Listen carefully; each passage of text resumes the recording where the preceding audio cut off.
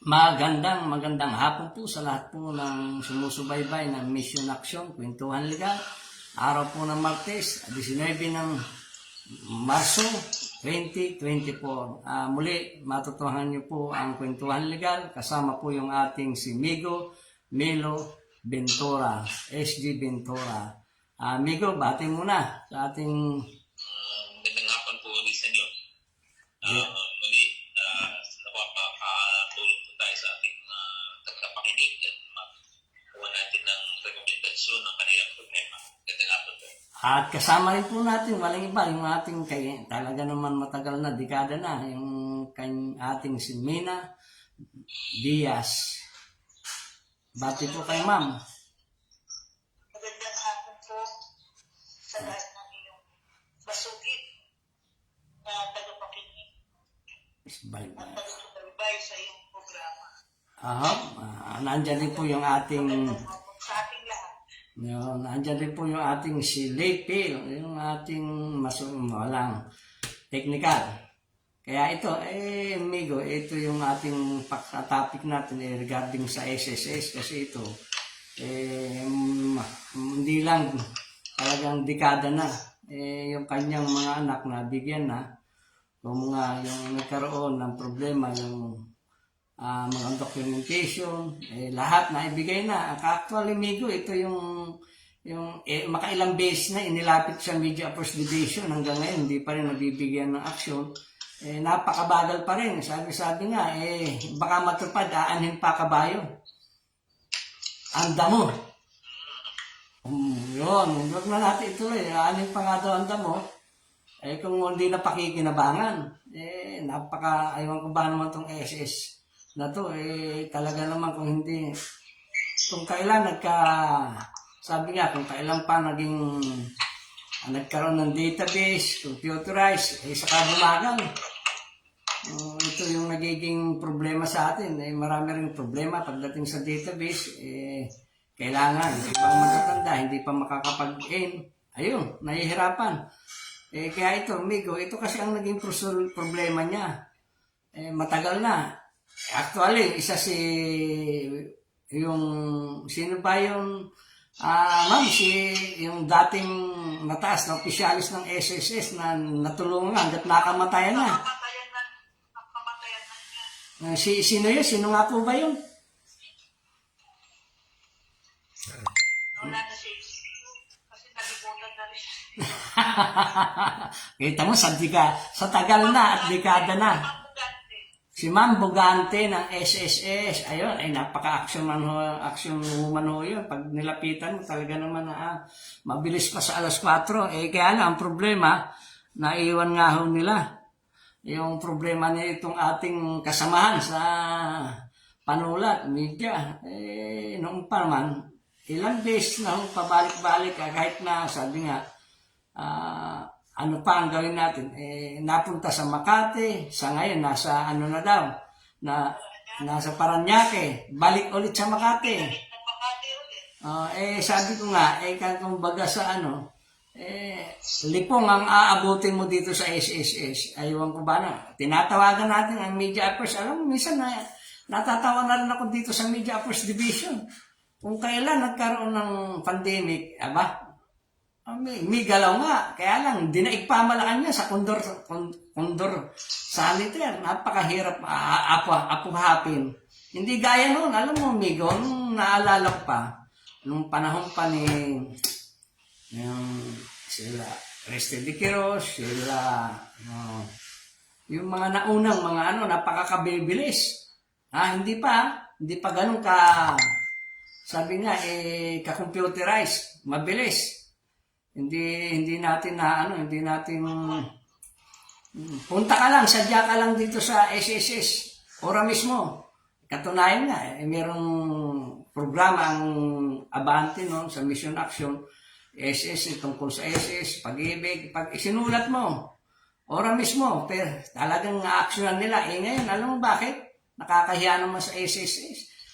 Ilang beses na kami, nitong aking partner, ilang beses na kami nagsadya dyan. Aamagin ka sa daming dahilan nila. Sa totoo lang, Migo, ako ako dito samantalang mas dumami pa nga yung personal ng Media First Division kaysa noon. Noon, ilan-ilan lang nung mabubuhay pa si Ma'am Ike. Si Fred. Sir Fred. Actually, no, talagang tagasagot nun. Isa rin, yung napakasipag natin, si Ma'am Bit Suralbo. Pag inilapit mo doon, kahit sa interview, talagang action ka agad. Ngayon, makikita mo talagang ano nangyayari sa tanggapan ng SSS. Di ba, Ma'am Nina? Oo, tama kayo dyan. Hindi mo alam kung saan ka pupunta. Ang dami mo nang pinuntahan, paikot-ikutin ka na, pabalang-baligin mo. Kasi pag hindi mo na pinagaw, matutulungin na nila, tutulungan na nila yung mga inaapil mo sa kanila. At least, siguro naman, pagkatapos na itong ating Migo, sa kita mo, makikita mo sa lahat naman ng ayon siya, sabi nga ni Pangulong Duterte dati, kung maibibigay mas mabilis ang serbisyo publiko sa gobyerno, ibigay, ngayon, nahahalata ako, lalong bumagay nung naging computerized, ano ba? Ayun. Hindi natin malaman kung anong meron. Ito ba? Ano ko ang isang bagay, isang departamento, kung lalong ganito. Sa bagay, ang SS member, maabot na sa 37 million. Dapat dagdagan nila kung sabi nga, nung isa kong makausap, kulang daw sa manpower o sa personnel. Dagdagan. Kawawa naman, sinasabi, yung mga SS member, kawawa naman. Mabubuti pa itong GSIS, pag nagsadya ka lang, mabilis pa sa alas 4, nandiyan na. Sa gobyerno, mas malaki ang, sa bagay, ang GSIS ay mas malaking 33% ang kinakaltas nila, hindi ako nagkakamali. Napakalaki, samantalang dito sa ating SS, ang baba lang. Wala pa sa kalahati. Kaya pag ikaw nag-tisyo, mababa rin. Kaya lang itong serbisyo, sana mapanawagan natin itong ating chairman ng SSS na bagong upo. Paki-aksyonan naman po, sir. Mukhang marami na. Ang totoo niyan, maraming lumapit sa atin, bro. Maging kung ikaw magpapile ng pensyon, kung ikaw hindi ka literate sa computer, talagang hindi mo malalaman kung saan. Babalik ka sa tanggapan ng SSS para magpatulong sa empleyado ng SSS para matama yung inyong mga nasubok, alam mo, Migo, nung nag-ano ako file ako ng aking pension, talaga naman nagkatampuhan pa nga kami dahil doon nga sa super. Akala ko super bilis, super bagal. Pupunta ka doon. Magpunta ka na sa SS Mail. Kung saan ka pa pinakamalapit, doon ka pupunta. Dadaan pa sa region. Kung ikaw taga Bulacan, dadaan pa sa region 3. Pagka region 3, saka pala ipapasok. Ganon ang proseso. Hindi ko maaanuhan ngayon kung anong klaseng mayroong serbisyo SSS. Kaya nakakaano ka ganito. Ito, nalulumural na rin. Hindi naman po pwedeng ibigay na dahil pinaghirapan rin ng kanyang asawa yun. Naging mayor, hinulugan rin. Yun nga lang kapakinabangan. Buti na lang naibigay yun sa anak niya. Tapos na. Paano naman yung sa magulang? Walang nangyayari. Kaya ito, siguro, sulatan natin ng medyo tawagan natin ng pansin itong SSS. Alam mo, nagsumulat nga ako noon, minsan pinadala ko, electronic. Hindi naman nakakarating. Natatawa ko. Hindi nila binabasa. Ha? Hindi nila binabasa. Ayun. Media First Division. Hindi nyo binabasa ang mga complaint ng mga membro ng SSS. Naku, nagkawindang-windang ata yung inyong tanggapan, mabuti pa yung isang tao dyan. Pag nilapitan ko, mabilis pa sa alas 4. Samantalang dyan, tatanungin ka pa, taga saan ka ba? Media ka ba? Yun nakakalungkot dyan. Eh, samantalang yung iba dyan, kilalang kilala tayo, nawala na. Nawala lang yung ano, nawala na, na-discard na. Binabati ko pala nga pala yung ating ano, yung mga nanong kasalukuyan sumusubay, Papa siya, si Ma'am Nora Abyong, itong si Eduardo Abates, ayan, kasalukuyan nanonood. O kanong isang araw po, yung iba, hindi ko po nabati. Dahil nakabaliktad to, inalis ko na ho yung tarpaulin ko para hindi wala nang baliktad na ano. Sabi nila, pag baliktad na ano, ayaw ng Meta o Facebook. Kaya inalis ko na yung background ko. Dito na lang tayo sa ano. Amigo, ano sa tingin mo ang may babahagi mo rin dyan? Tingin ko po dyan, dapat yan ilapit doon sa kanilang siguro information front desk. Ito po ay for execution or for follow-up na. Ay, considering that yung member has long demised, wala na po yung membro, this is simply implication ng kanilang benepisyo ng member, so surviving family member ng membrong namayapa. So, maaari ko sigurong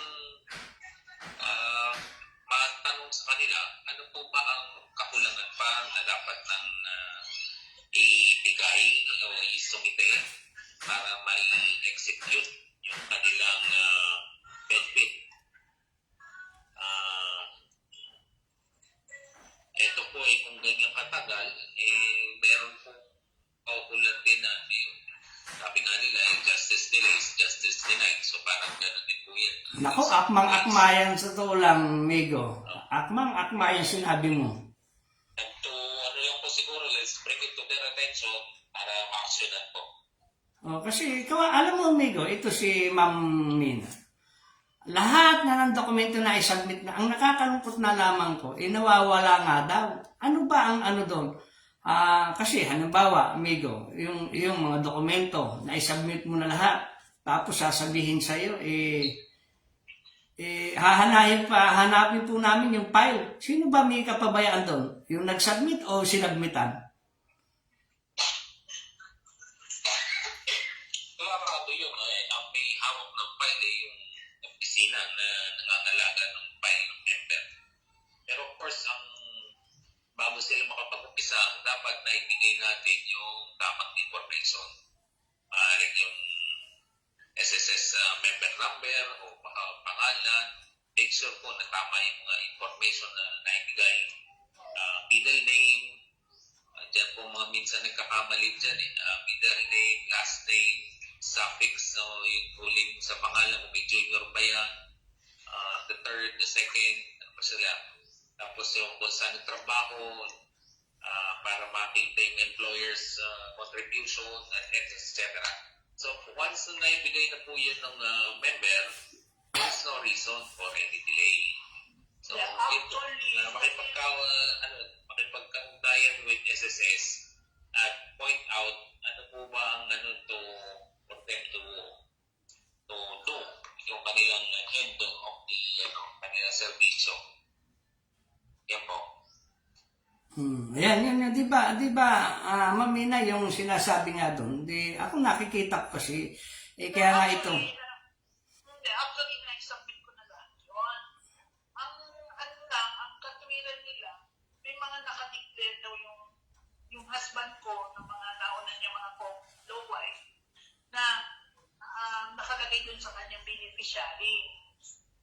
Despite na nag-submit na ako ng sinomar niya, sinomar ko, everything, kinumpleto ko yung mga requirements na kailangan para maibigay ko, para makuha ko yung yung kiniklaim ko. Tapos, sumunod, kailangan na naman yung mga naging anak daw niya sa una, pero yung mga babae kasi na unang relationship niya is may mga asawa.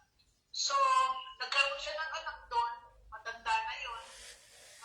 Wala naman siyang pinakasalan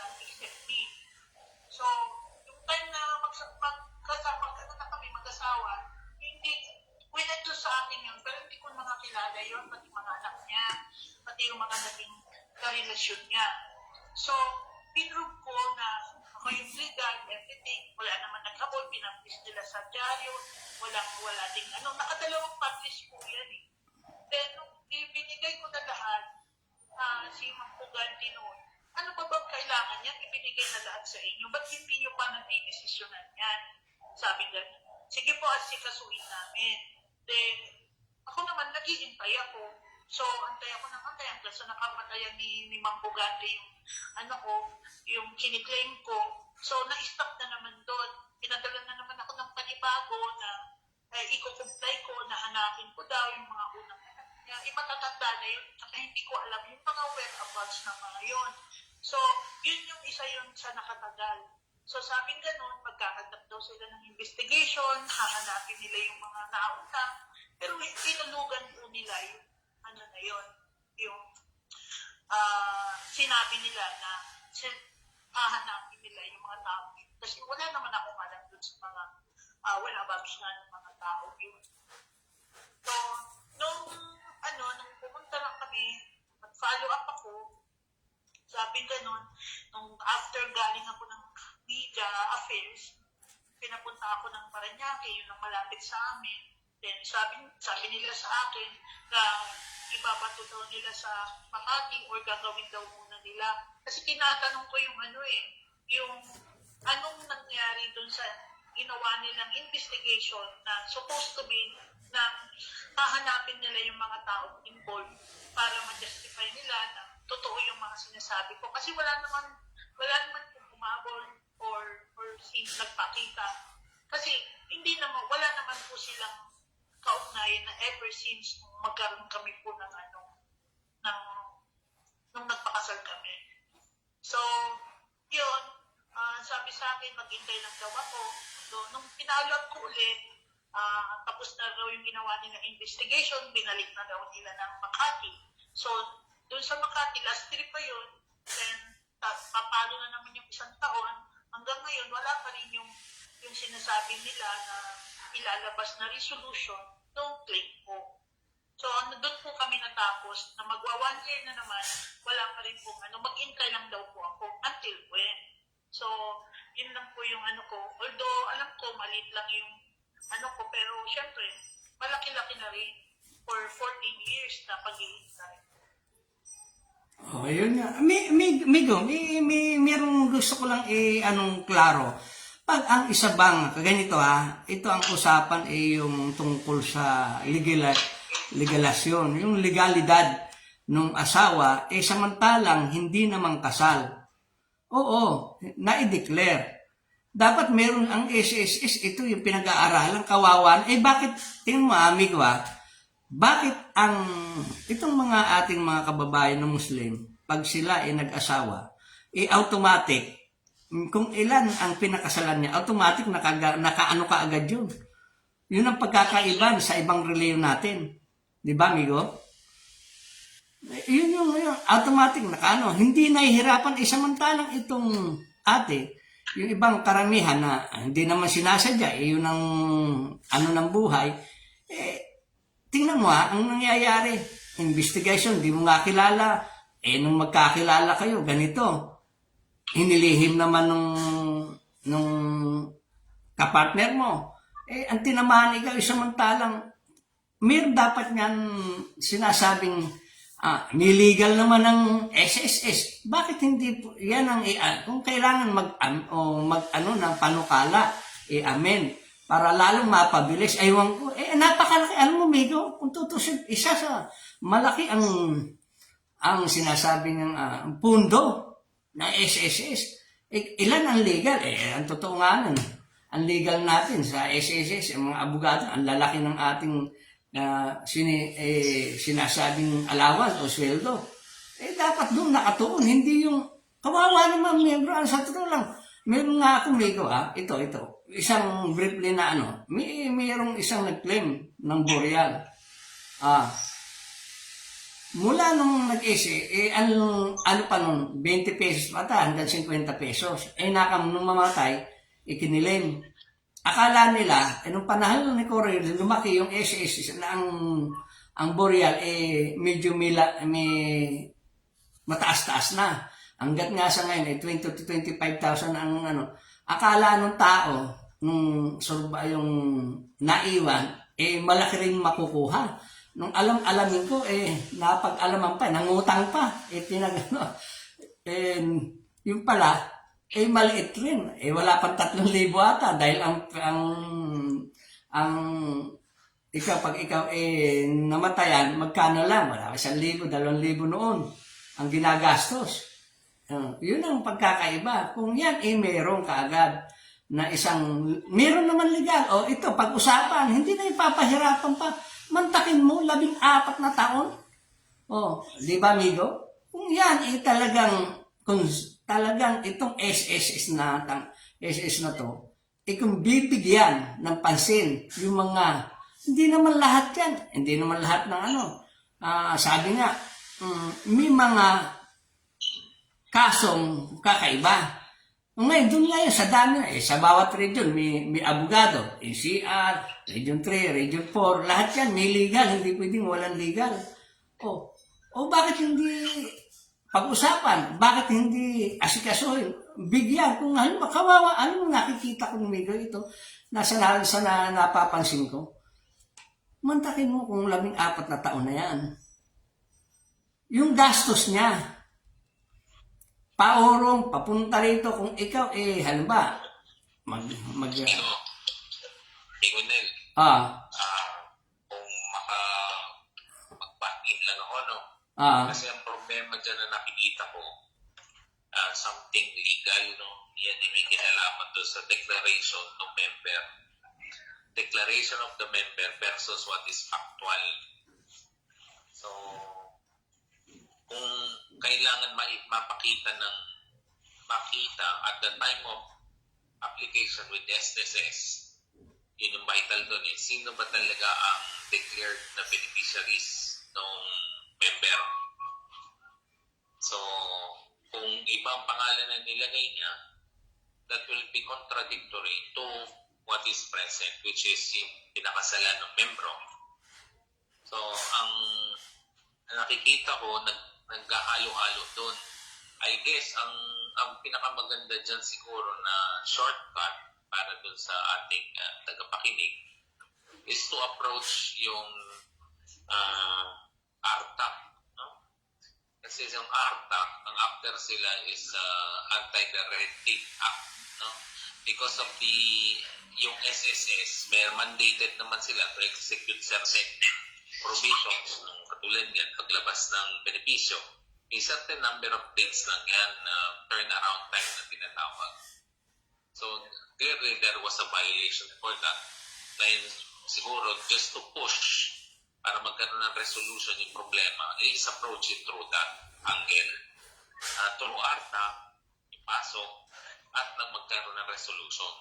So, magkaroon lang ang resolution simply means lang naman ano ba ang decision ng SSS which would hold true yung pang declaration at the time of application of membership or yung subsequent na mga nangyari sa buhay ng membro. So, probably determination lang which is factual, which is yung legal na declaration. So, yun lang ang determination na medyo hanging in the air na nakikita ko doon. Ayun. Miko, maidagdag ko lang kasi narinig ko kanina. Sinabi na, mantakin mo para yan. 2 beses na. 2 beses na itawag dito. 2 beses na ito na-i-publish. Nakatunayan, ito kung sino, alam ba, ikaw si ganito, ito pinaalam na ganito. Diba? Pag yung ipinablish na sa 2 beses, yun lang, kung wala naman talaga, bakit pa hindi, yun ang inaano natin, bakit hindi pa gawa ng paraan? Siguro naman. Diba, ito yung ating civil case na sa dati-dati, sabi nga, nung kasabihan nitong iba natin mga kaibigan, pag civil case, nawala na yung tatay, nawala na yung lolo, buhay pa yung kaso. Pero itong panahon na to, napansin ko, kasi kami may karanasan, amigo, pagdating sa civil case, Within 5 years, natapos yung aming usapin. Dahil may mandato ang Pangulong Duterte noon na paikliin. Di ba, yung ibang abogado, may kilala nga ako, amigo, abogado, kilala ko pa. Nung i-delay niya yung kanyang kaso, pinahaba niya, inadisbar. O yun ang talaga. Yun ang maganda. Bakit? Nabibigyan ng aksyon. Samantalang Masusugang ba yung last na nasabi mo? Ang current na posisyon ng Supreme Court ng matters na ganyan ay summary. Parating actually yung mga proseso ng ating korte pagka nireview mo, it is towards the immediate disposition ng mga kasong inilalapit sa kanila. Kaya nga meron na rin tayo yung tinatawag na Alternative Dispute Resolution o ADR. Yan design para matapos ang mga kaso nang hindi pa isinasampa na factual sa korte. Dahil ang totoo, pag talaga nagkaroon ng diskusyon, marami na yan. Maraming pinag-uusapan. Kasi talagang bubusisiin ang bagay. So, yung mga bagay na pwedeng pagkasunduan, yung kagad ang hinahanap, ano ang ating point na hindi na pagkakasunduan, doon tayo magdebate. Pero yung napagkasunduan, ayos na yun.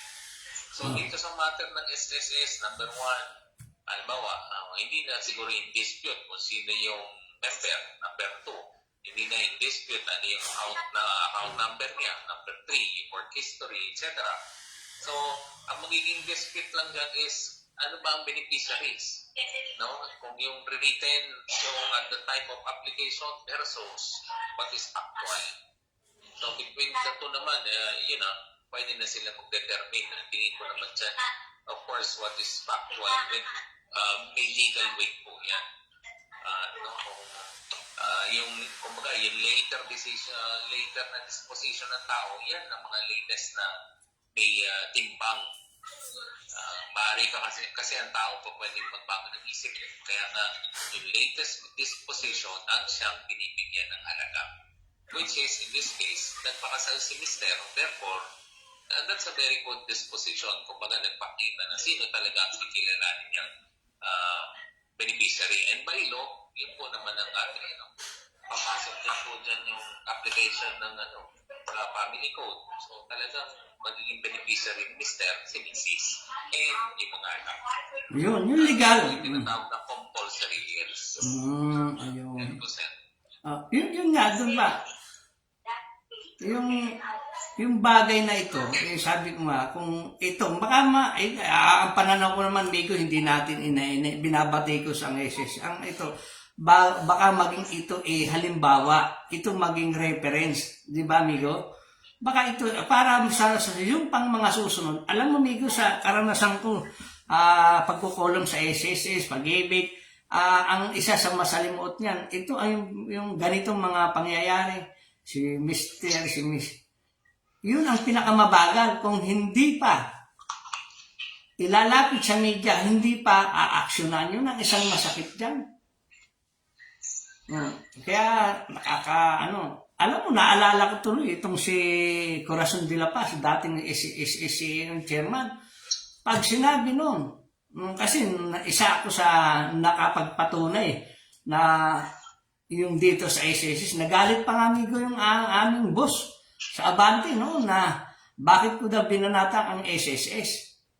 Samantalang, kaibigan, kaya, inaano ko doon, meron silang, para pag ikaw na, yung security, naaalala ko yung hepe ng security doon, kaya sinibak yun. Inaksyonan kaagad na hindi siya patas na pagpapasok, ganito, may kinikilingan siya. Kaya, bukod doon, alam mo, yung panahon ngayon, doon rin natuklasan. Alam ko, natuklasan yung maternity scam. O ngayon, ako, naniniwala ako na, talaga naman, ito nga, ayaw ko lang sabihin sana, meron nga lumapit sa akin, Migo, nag-file yung matanda ng pensyon. Alam mo, Kung magkano hiningi sa kanya, naku, malulula kami ko. Kawawa naman yung matanda. Oh, bakit? Iniipit-ipit nila. Anong alamin ko? Nakita ko yung problema. Yun ang nagkakaroon. Hanggat tumatagal kasi, doon nagkakaroon ng, sabi nga, doon na nagkakaroon ng yung corruption. Oh, bakit? Siyempre, kung ikaw mismo ang nagpapile para mapabili, ilalaban mo na. O, kung magkano, yun ang masakit doon. Mahaba ang panahon pinagay. O, naalala ko tuloy ito talaga, actual kong naranasan yan. O, matagal na. 15 years, niyang hindi na-claim yung kanyang pension. O, nung malaman, ang laki nung makukuha. O, tinirahan siya. Isinumbong sa akin, Migo. Nung isinumbong sa akin, binanatan ko. Yun, sa panahon ni Corante. Nung sinabi ko, pag hindi mo inalaguhan yan, kasi kakasuhan kita sa ombudsman. Buti, nung malaman yung gano'n, inirelease. Tatlong araw lang, Migo, inirelease yung pera. Ilang buwan nang iniipit-ipit. Kawawa naman yung ating mga SS member na kakarampot na nga lamang yung pension. Yan yung sinasabi ko dito sa mga taga-SSS.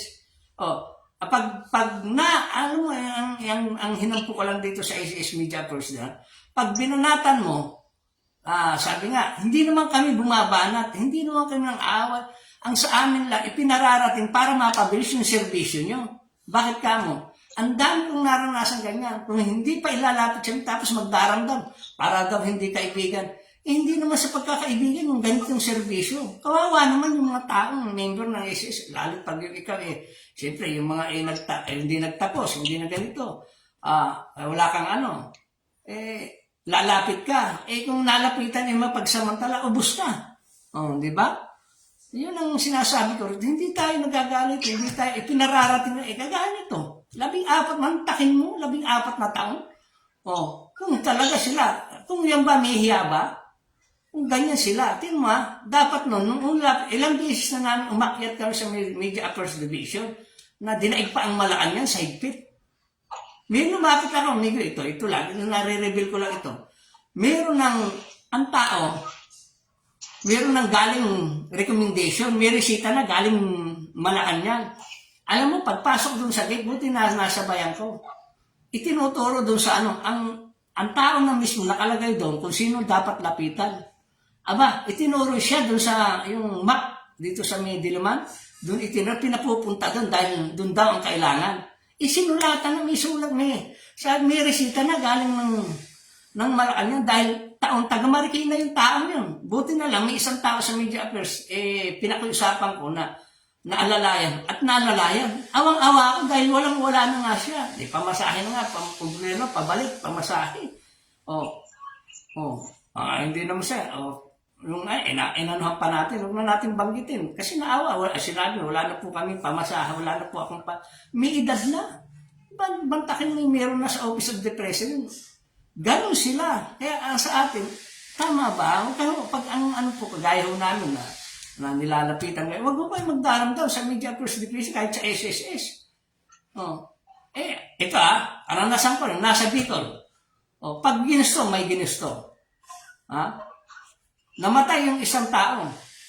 Nilapitan ko. Sabi nila, alam mo, Migo, within a day, nakuha yung burial. Nagawa ng paraan. 2 days lang tapos. Ngayon, inaabot ng buwan. Anong meron yan? Manual pa lang noon. Anong meron itong SS na to? Samantala, napakalalaki ng sweldo mula sa membro. Di ba? Yun ang inaano ko rito. Kaya yung legality, isinabit naman, i-publish na, ganito, ganon. Sana naman itong SSS. Ewan ko kung sino pa may marunong magmalasakit yan. Pag ang mahirap kasi dito sa ISIS, pag lumalapit ka, ang dating sa'yo, kontrabida ka. Para bang hindi ho kami ganun. Ang sa amin, kaya nga kami nilalapitan ng taong bayan, inawawala na ng tiwala sa inyo. Hindi nyo ba nakukuha yung puntos na yan? Itong mga taga-Media Affairs Division, hindi ho ba? Kagaya sa DSIS, yung ating kaibigan. Isang kernel. Nagkamali ang kaltas ang PNP. inilapit ng ngayon. Naalala ko to si isa sa nakatulong nung panahon nun, si Atty. Sam ng DSIS. O nilapit, naayos. O tuwan-tuwa. Samantalang nun, ang haba pa ng pila, hindi pa, ilang buwan na daw, hindi niya na mapoporclose na yung kanyang lupa. O, sa tulong ng mission, na-resolve. O sa atin, hindi naman tayo ng ang layunin po ng mission of Quinton Legal, makatulong ho. Kasi minsan, hindi nyo nabibigyan ng pansin. Kung binabaliwala nyo, ang totoo nun, hindi pa ako baka ako, sa tagal na yan, pag ginusto, 1 o 3 buwan, matagal na yun. Amigo, saan ka ba? Ilang buwan ang dapat ba? Ano kasi yan eh. Ang tingin ko, kung yung mga Supreme Court decisions nga, binibigyan ng may dates yan. Although, siyempre, meron silang sinasite minsan why tumatagal ang mga desisyon. But given na, meron mga 60, 90 days, mga ganun lang, hindi naman para magtagal ng 14 years. Yun ang punto doon, Migo. Kaya itong sabi nga, kahit pa paano, yung mister mo na nauna na, nagpahinga, kahit pa paano, alam mo naman na nagserbisyo naman, nakaltasan naman, aabutin pa ng ganun. Halos na ubos. Alam mo kung kukwintahin, sa aking pananaw, Migo, mula nung siguro naglakad siya, kung kukwintahin mo, yung pera iniluwas niya, baka mas malaki pa siguro yung iniluwas niyang pera kaysa dun sa pipensyonin niya, yung lump sum, sa tingin ko. Yun ang sinasabi ko rito sa taga-SSS. Sana naman po, baguhin yung sistema niyo. Ang tagal-tagal niyo na ho, sayang lalaki ng sweldo niyo. Kung ano-ano pinaggagawa niyo. Di ho ba? Tapos magagalit kayo sa inyong lingkod. Bakit gano'n daw magsalita? Naalala ko tuloy, yung naalala ko, nagtampo sa akin. Yung sa Cavite, inilapit ko. Para hindi daw kaibigan. Hindi naman ho, pagkakaibigan ang nilalapit ho sa atin. Ang nilalapit, naandyan kayo, nakaupo. Sinisweldohan ko ng tama. Ibinibigay sa inyo, yung nais niyo. Ang lalaki ng benepisyo niyo. Yung servisyo lang, mapabilis, yun lang na may hinihingi ng mga SS member. Di po ba?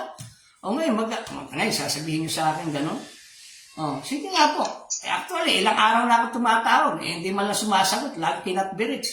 Anong klaseng tanggapang tayo meron? Naging, sabi niya, naging computerized na kayo.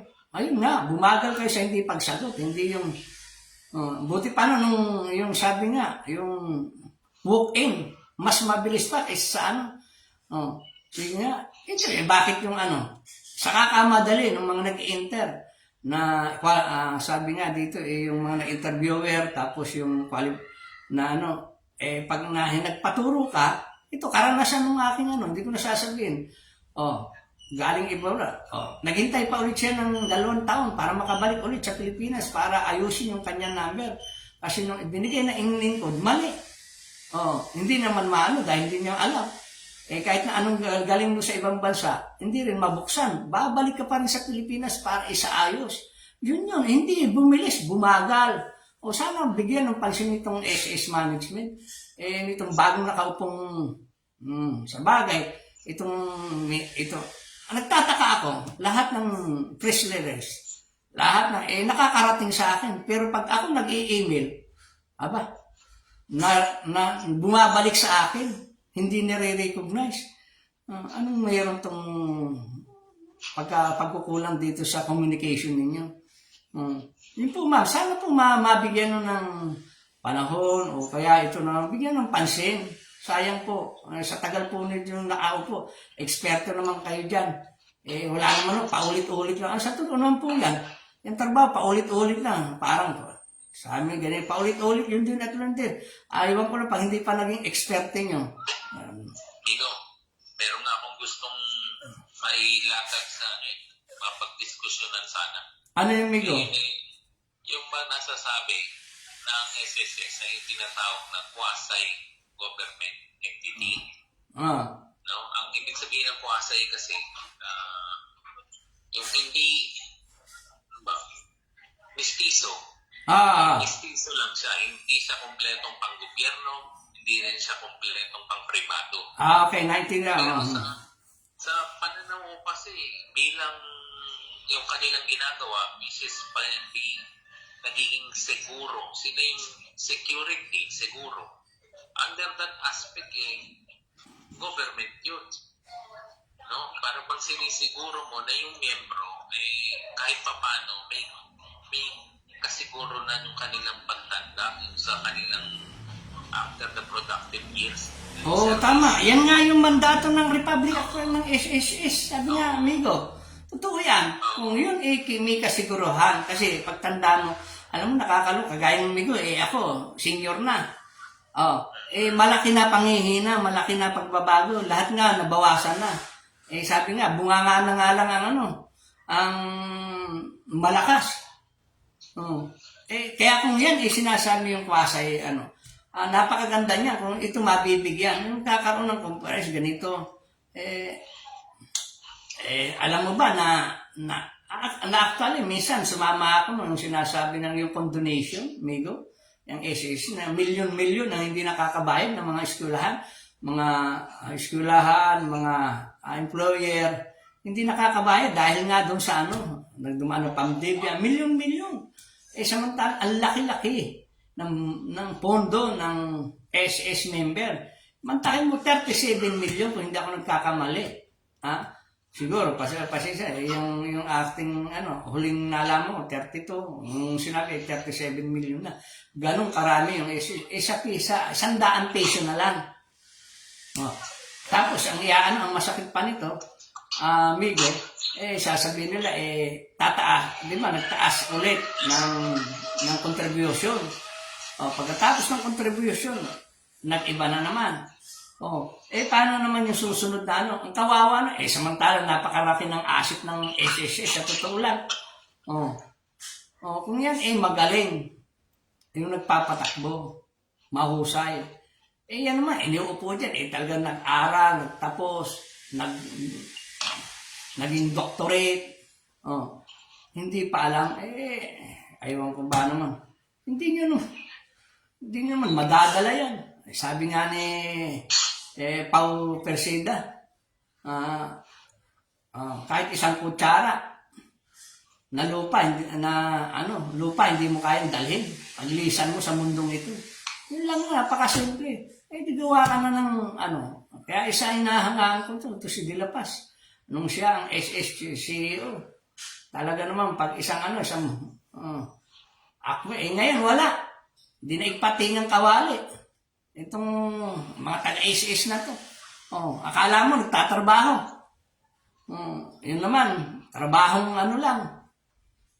Yan ang mahiya kayo. Sabi niya, pag ganito, paano hindi ka sa kanila? Tawagan mo. O hindi mo makontak. Tawagan mo sa landline, naubos na yung daliri, napudpud na sa hindi ka pa rin sinasagot. Dati-dati, itong napapansin ko sa lahat ng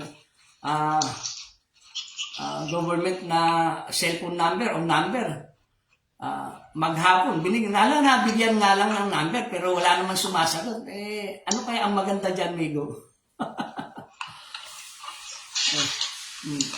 Sa laki ng sa bagay, sabi nga ng 1,000 ilan ata yung backlog ng personnel ng SSS.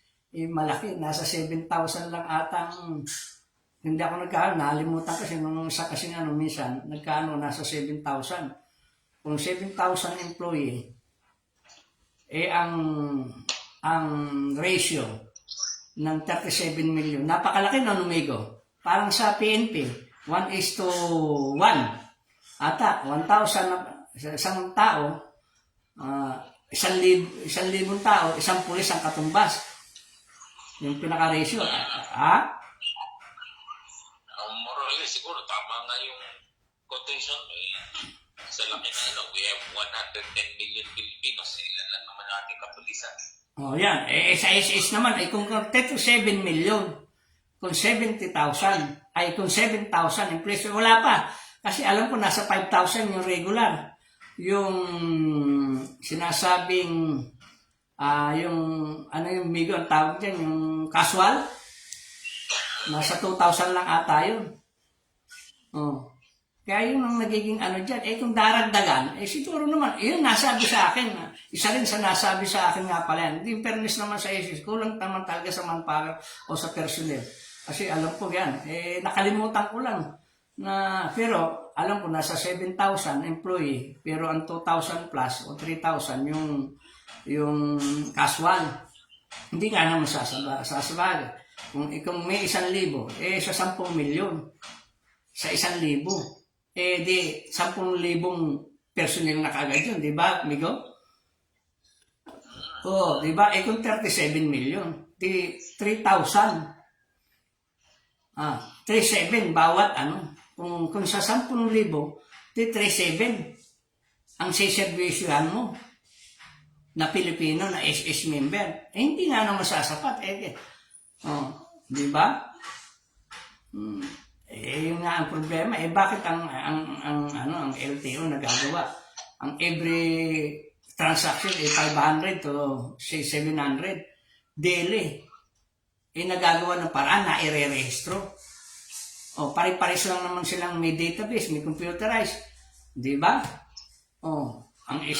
Yung may bilang ng PhilHealth.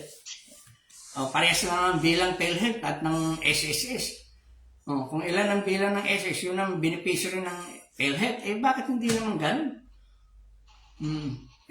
Kaya minsan, dapat mapag-aralan din, recommenda dito sa Malacanang para malaman kung talagang nagtatrabaho ba itong mga to o kami kakulangan. Yun ang inaano ko natin dyan. Kaya yung Migo, siguro tama yung opinion, magkaroon ng ganito. Para kumawa naman kung umaabot na ganun kahaba, katagal, 14 years, buti, masigla pa, maganda yung pangangatawan ng tao. Kung ikaw mahina ang inyong pangangatawan, baka wala na, hindi mo na pinakinabangan, napunta na sa wala. Kasi wala nang makikinabang. Samantalang kahit anong bata. Naalala ko, tama yung sa amin dito, yung 6 months. Pag ikaw nga sa Supreme Court, Court of Appeals, 45 days, 90 days, sasagot na ang Supreme Court o Court of Appeals, ibabalik na sa iyo kung ano man na dapat desisyon. Samantalang SS, hindi naman ganun silang na usapin. Ang pinakamaraming problema, nag-asawa, nagpakasal, inilagay sa dito, yun lang naman na hindi naman na iba problema dyan. Wala naman ang kaso dyan. Yun lang naman, kung pag-aaralan, ano ba ang kaso dyan? Wala naman. Ang problema yung pag-declare o pag-susumitin ng kanilang mga katotohanan na ibinigay na informasyon mula dun sa SS member na ito, ganito yung ibinigay. Yun. Nabati ko nga pala siya, si Jaime Mendoza. Mendoza. Kasali ko yung nanonood. At yung ating, si General Ode, kanina, ano ko nabati ko yung masipag natin kaibigan. At yung sila Mon Samson, yung Manila Bulletin, sila, yung ating mga kaibigan pa, yung mga nagdaraan ng. At salamat nga pala. At paki-like and share nga po pala lagi yung ating pakipalo. Migo, yung ating natutuwa ako. Bakit yung engagement natin nasa 25,000 plus na. Kahapon nasa 24. Nadagdagan tayo ng 25,000 to 100 ata, 200 na. Ang bilis ng ating engagement. Salamat. Araw-araw. Sa atin, makapag-servisyo lang tayo. Gagawin ito, masaya na tayo. Hindi naman tayo. At yung kahapon nga pala, amigo, mabalikan ko, yung ating sinasabing yung nagsabi, yung ating si Ricardo Amita Jr., nalulungkot siya dahil gustong-gusto niyang mailabas yung kanyang karanasan na namaltrato siya sa ibang bansa ng kanyang employer. Yun nga, nabasa natin yung finality, sabi niya, sayang sir, hindi, yung kanyang signal daw kasi nagloko, hindi niya malaman kung paano, dahil nawala siya, dahil nasa iba, taas siya ng building, nawala. Nung mag-usap kami, sabi ko po, alalayan ka na lang namin para kung itong araw na to, susunod, bago magmahal na araw, masamahan natin at maklaim yung kanya, kung paano makiklaim dahil may final executory na, di ba amigo? O yun, maano natin. At yung iba pa nating topic, sa susunod po, bukas, tatalakayin po naman natin. Doon tayo po sa medyo maiba yung ating venue. Yung ating maglalive po tayo sa labas para maiba naman yung oras ng Mission Action Kwentuhan Liga. Amigo, sumapit na. Nagpapasalamat tayo dito sa ating pinagbigyan ng ating kaibigan, Ma'am Nina Diaz, na isa sa member SSS. At sana naman itong SSS, ulitin po, hindi po kami galit, hindi po kami naninira. Ang sa amin lamang po, maiparating sa inyo dahil tinatawagan lamang namin kayo ng pansin. Dahil kung ito, sabi nga, ang Supreme Court, anuman dito sa gobyerno, yung civil case na pinakamatagal na inaabot ng salinlahi pa, natapos na ho. Wala na. 5 years na lang ho ang binigay. Kung 5 years ibinigay, sobra naman yung 14 years ho, di ho ba? Mga taga-legal. Yung iba dyan kasi dati naalala ko, pag ako pa, tawag doon, naimbitahan, mag-prejudging ng mga kanilang photo contest, nakakasama ko yung head legal ng SSS. Nakalimutan ko na kasi yun. Yun, napakabilis nun. Ngayon, ewan ko ba? Kung kailan nagkaroon ng pandemic, kung kailan naging computerized, naging super bago. Sa bagay, hindi na ako nagtataka nito, bakit kamo? Internet kasi natin, isa rin magiging dahilan. Napakabagal tumakbo, mabagal, kaya naniniwala ako dahil sa internet, bumagal tayo, hindi tayo na-resolve yung problema. Di ba? Yung ating lalong bumagal dahil tayo ang may pinakamabagal na internet sa buong mundo. Hindi na ako naniniwala. Siyempre, may katwiran. Alam mo, Pilipino. Pag nilusot, nilusot. Ganun lang kasi siyempre. Kung manual na lang, hindi lalo pa siguro bibilis. Kawawa naman, kung mapalib, sayang. Maging sabagay, sa GSIS nga, ganun din. Unang-una, mabilis pa sa alas 4, na ibigay mo na lahat. Naalala ko tuloy, nung una, pinuri ko dahil sa maghapon, wala pang 3 oras, tapos. Nung i-release na, inabot na rin ng 2 buwan. Ganun din pala. Sa pag-ibig yun, nirelease mo na para i-claim mo o ibalik na sa iyo yung inulong.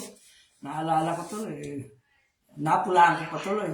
Akala ko, sabi nga, ibinigay na yung lahat ng dokumento, naandun na, natagalan pa. Ano ba yan? Sa bagay, lahat ng departamento may pagkukulang. Kaya amigo, muli, sumapit na yung ating oras at yung last parting word mo? Manananawagan po siguro tayo sa ating mga legislatibo, sa legislators natin.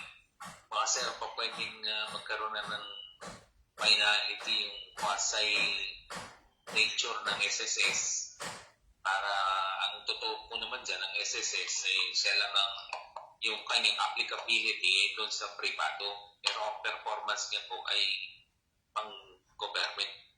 Sana po magkaroon ng tuldok yan para mapa-implement po na maayos. Yung po mga membro ay siyempre na kanilang mga rights and obligations ay namabatay ito sa batas, kung ano yung batas na i-implement ng ating Congress. Siguro po, may gamot na alam ang ating mga kinaukulan, po nila yan, bigyan ng lunas. Ayun. Naalala ko tuloy, bakit hindi natin ilapit, amigo, baka isang Mission Action Kwentuhan Legal. Isa sa mailapit yung ating kaibigan, nakasaman si Congressman Erwin Tulfo. Di ba? Sponsoran. Para makita na.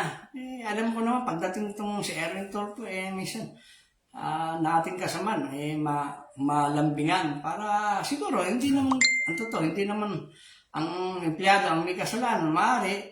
Pero sa atin kasi, sana naman, kahit na hindi.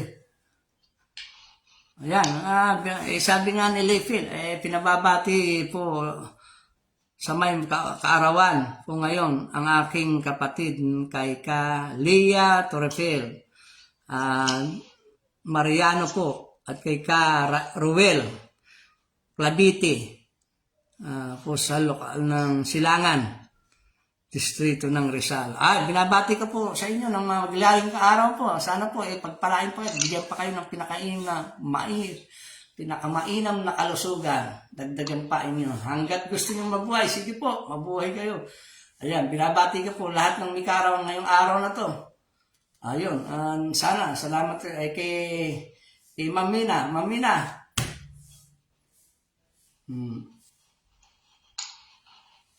Ayun na. At magpapaano na tayo. Kaya sumapit na po yung ating oras. Salamat po kay Ma'am Mina Diaz sa ating pagpapaunlak para matalakay yung kanyang naging problema. Muli po, nagpapasalamat ang Mission Action Kwentuhan Legal. Sana po pagpalain tayong lahat. God bless you all. Ingat po tayo sa ating pang-araw-araw na ginagawa. Salamat po ng marami.